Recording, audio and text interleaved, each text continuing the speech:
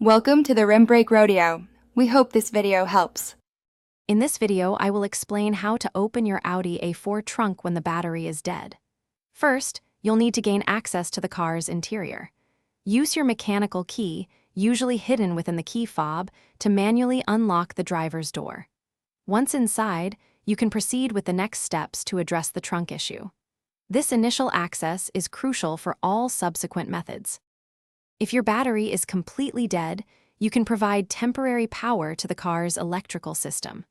Open the hood and locate the positive jumpstart terminal, often under a red plastic cover. Connect the positive jumper cable there and the negative cable to a metal ground point on the chassis. This should supply enough power to use the electronic trunk release button. Many Audi A4 models have an internal emergency trunk release. If your rear seats fold down, you can access the trunk by pulling the release levers, often located near the headrests or under the seat bench.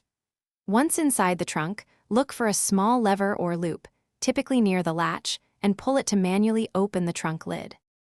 Always consult your Audi A4 owner's manual for model-specific details, as release mechanisms can vary. Also, confirm that the valet mode, which can disable the trunk release, is not active. If you've tried these steps and still can't open the trunk, it's best to contact a qualified Audi service technician for assistance to avoid potential damage. Thanks for watching. Consider subscribing if we helped you.